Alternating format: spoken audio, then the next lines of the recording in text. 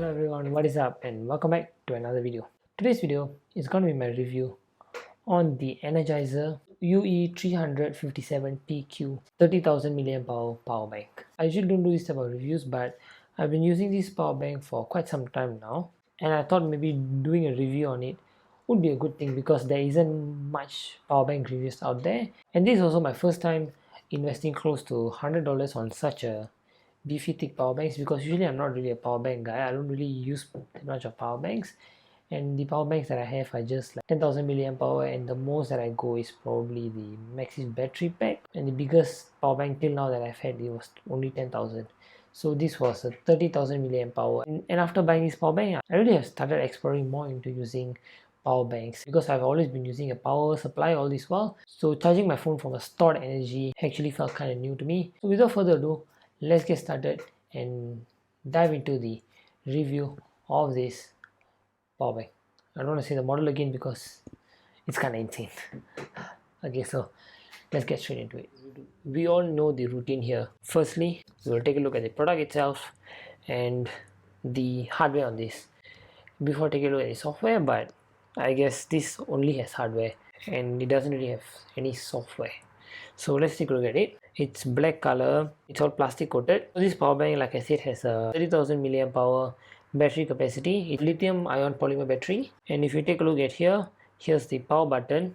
Technically it isn't the power button because once I immediately plug in here, it immediately starts working, so it doesn't really matter. So but here's just to press, and once you press here, here are the indicators to indicate approximately how much battery that is left on this power bank. And at the top, as we can see here, is the output. Here's the micro USB, the USB-C, followed by two USB-A's. All the ports here has a maximum volt of 9 volts except for the micro USB, which is 5 volts. So definitely charging your power bank through the micro USB isn't really recommended. It's going to take far longer to charge, so USB-C is the way to go. The weight of this power bank stands at around 630 grams. That is quite a heavy power bank. You can see how thick it is. So that is actually it for the hardware on this power bank. Of course, there isn't much to talk about in these power banks. It's just pretty much a battery with a few outputs. But we definitely can talk about the user experience on this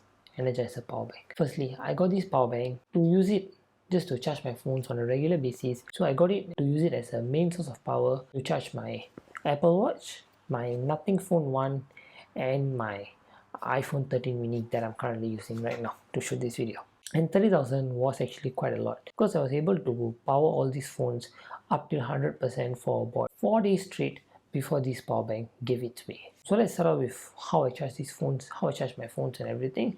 As for the Apple Watch, it's kind of straightforward, and as for my iPhone, I use the MagSafe. I plug in the MagSafe because I don't use lightning cable to charge my phones at all. It has always been MagSafe all the way, and there have been times when I have plugged in 2 devices at once, and sometimes I would plug in my Nothing Phone using the USB port, and I've been plugged my Apple Watch through the USB-C port, and charging speeds were not decreased at all. I mean, as far as I can see, I'm definitely sure that there might have been minute power differences, but as for me, I didn't see anything.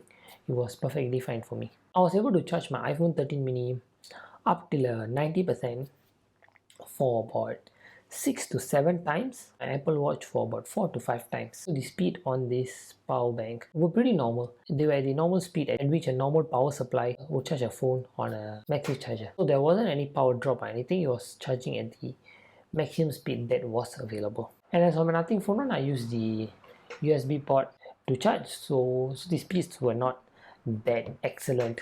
But of course, USB-C and USB-A do have their own differences. This power bank really has a very good heat management because I've put it in my backpack and let it out in the sun, and this power bank didn't get hot at all. And even when I plug in devices into here, the power bank doesn't get hot. Only the MagSafe charger and the phone gets hot when it's charging. Even when I try to charge this power bank up till full 100%, it doesn't heat up at all. And even if it does heat up, you can't even consider it as a heat because it's just very, very minimal. Now that we've talked about how fast this power bank charges devices, let's talk about how fast this power bank gets charged back again to its original capacity of 30,000 milliamp hours. So usually once this power bank dies, plugging this power bank down at 0% into a charger, I'll usually use the Samsung travel adapter, which is a 15 volt super fast charger. So I use this and I plug my 30,000 milliamp hour power bank in, and it takes about 5 to 6 hours to charge it from 0 to 100%. But I definitely can't guarantee these charging speeds because when I plug in this same power bank into my Anker Nano Pro 2 charger, it took about less than 4 hours, around 3.5 hours to charge up to full. So I guess that really depends on the adapter itself. And I also have tried charging it using a normal third-party adapter, and even after 6 or 7 hours he was still at 1 bar. The indicator lights were still just showing 1 light. So I guess the charging speed really depends on your power adapter, but overall, according to my estimate and according to my use till now, it can take up to 5 hours to charge from 0 to 100%. So now you might be wondering, what is the price of this? As for me, I paid around $90 for this 30,000 milliamp hour Energizer power bank.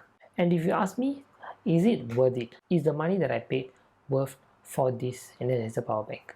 Well, that answer is totally subjective.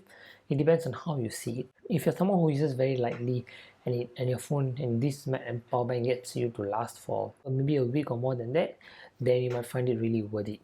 But as for me, as a person who consumes a lot of power, I'm not saying it's not worth it, but we can definitely get cheaper power banks with a higher capacity. I've seen like 50,000 milliamp hour for $50 or $60, which are really a better deal compared to this Energizer power bank, which is 30,000 for $90. This power bank is really a little pricey. The price that you pay for is not just for this battery alone, it's for the quality and for the features of this power bank. So this power bank has heat management, and this has fast charging and fast power delivery. So like I said, it depends on the adapter, and it's able to put in juice as much as it can and as fast as it can. So it's really fast, and at the same time, like I said, the power bank doesn't get hot. That is the reason, because this has power management and prevents the phone from short circuiting or getting overcharged. Talking about overcharged, there have been times when I've seen this power bank turn off automatically after a while on the MagSafe charger. And when I take a look at my phone again, it's at like 90%. I don't know how this power bank senses that, but once my phone reaches around 90%, the power bank automatically turns off. I guess we are paying more for just the safety and the quality of this power bank. If you ask me if this is worth it, it's definitely not worth it. But if you're a person who goes more for safety than quantity, then I think you can definitely go for this power bank. Try to get it for a cheaper price. Maybe you can get it for $60 or $70. I don't know. Maybe just give it a try. You can search on eBay and stuff like that. But if you get it for a good deal, do think about it before you make a purchase on this power bank, because I don't really know why some of us might need such beefy power banks. Let's say you buy this power bank and if there's any issues, do remember that there's still a 1-year limited product warranty by Energizer for you. So you can just go and be claim it with them, but you gotta see it how it goes with them, with the customer service center. So that's been it. That's my review on the Energizer UE3057PQ charger. Really weird name. I really hope they change it to something like Energizer Power Reserve or Energizer Extreme Power Reserve or something like that. Maybe to make it sound more cool, or maybe, I don't know, make it easier for people to pronounce. But that's a different topic for another day. Till then, thank you so much for watching, and do remember to click the like button, and do remember to click the subscribe button to show your support for this channel. Of course, if you have any improvements or anything that you like or anything that you dislike, do leave it in the comments below. I would love to read them. With that, thank you so much for watching, and I'll catch all of you in the next one. Bye bye.